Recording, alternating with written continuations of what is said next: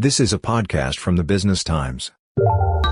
Watches are the most popular form of luxury collectibles among wealthy Singaporeans. According to a Knight Frank survey in 2021, 79% of high net worth Singaporeans ranked watches as their number one collectible. Art and wine came in a distant second at 57%. For collectors, watches are not just status symbols.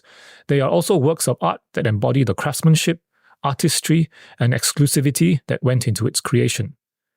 Their value as collectibles is clear, but are watches worthwhile as investment vehicles? Welcome to Money Hacks, a podcast series by the Business Times, where we explore useful financial tips to help you on your money managing and wealth growing journey. I'm your host, Lee Kim Siang.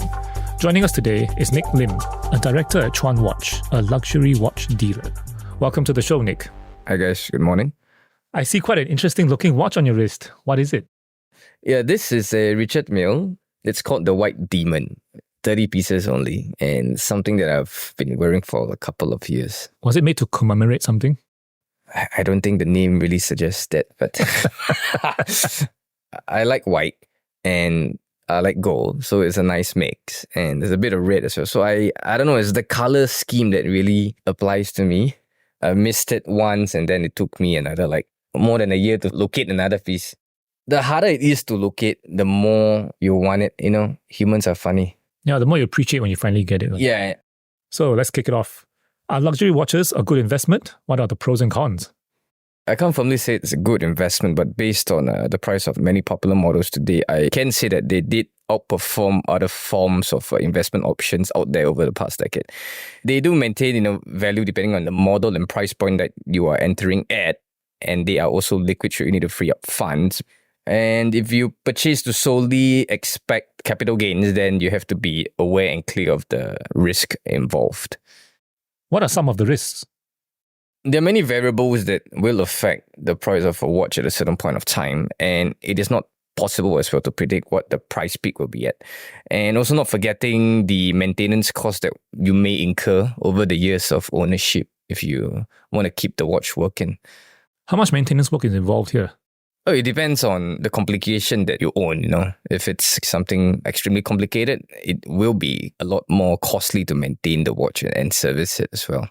So it's a bit like car servicing every year and bring it in, or? Usually it's a couple of years. I wouldn't say every year. Every year you can save that money, yeah. Actually, just curious. How much does it cost for this watch servicing? It depends on the brand and the complication as well, and whether or not the brand has a service center locally. But definitely it's going to start with at least a couple of $100. Okay, so what factors should one consider when evaluating a watch? Of course, the size is a factor, and the material that you want, and most importantly is the price point that you're looking at, or rather how much you want to spend on it. Most importantly, it's something that you want to wear. Doesn't mean if your friend tells you, hey, go get a gold watch, then you should go get a gold watch because you might not even like the weight of the watch on your wrist. So before deciding, it's always wise to try on the watch first in real life before you make that decision, Have watches become more popular in recent years?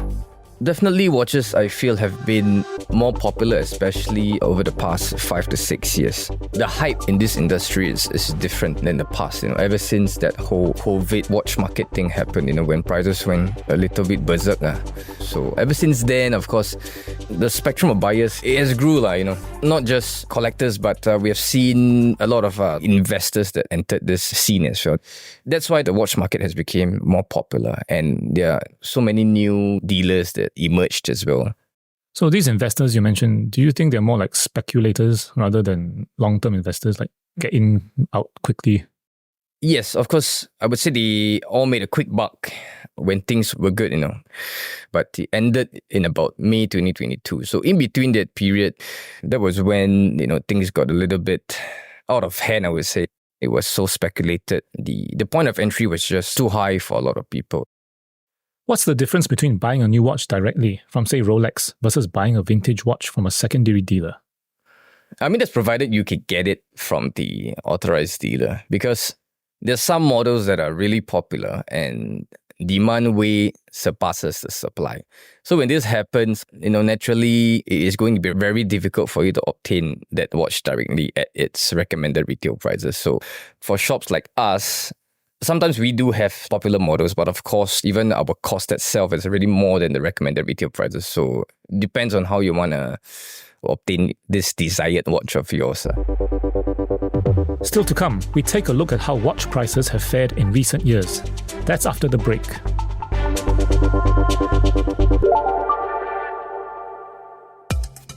In the latest episode of Wealth BT with Genevieve Kwa. The biggest risk, in fact, is not investment risk. It's the risk that we live longer and we don't have enough money saved up. What's next when you can no longer shield your CPF special account?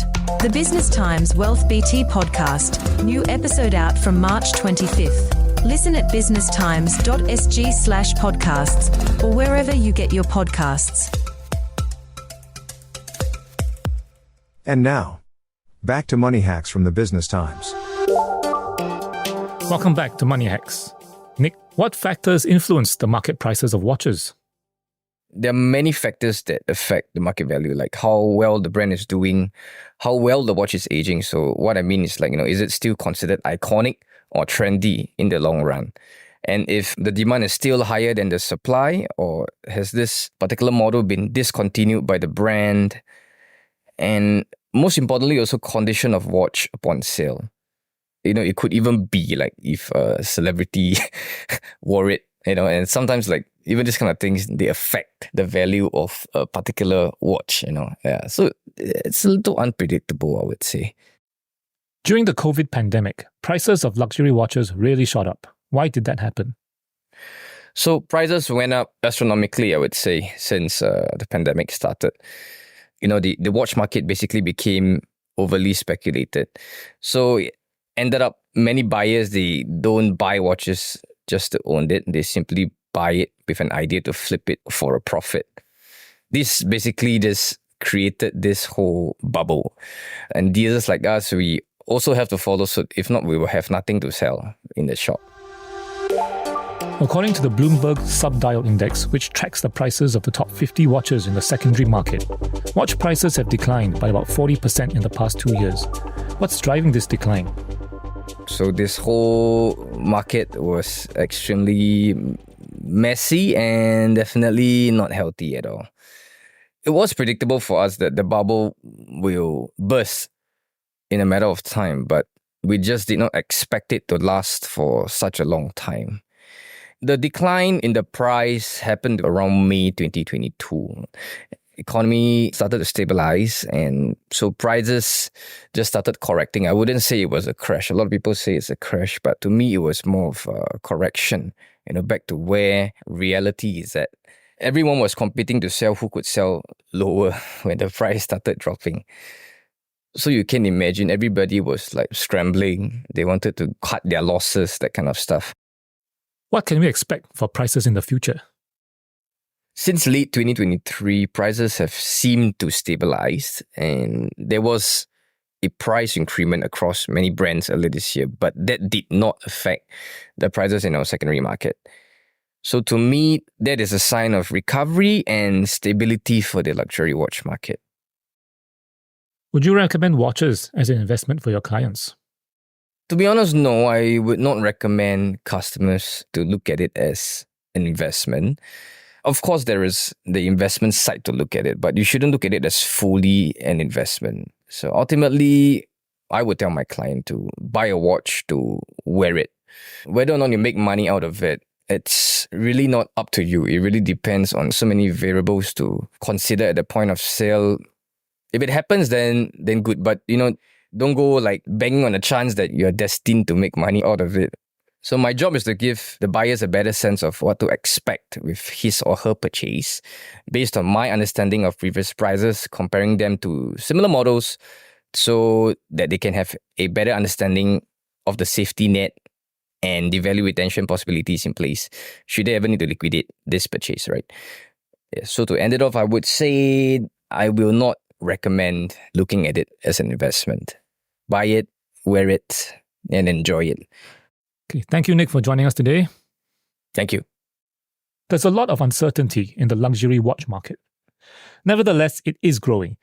Deloitte expects the secondary watch market to hit more than $30 billion in sales by 2025, so people are still buying watches. In fact, Deloitte also found that about 1/3 of consumers surveyed in Singapore said they would buy a watch for investment purposes. The trick is to know how to pick the right one and to be aware of the risks.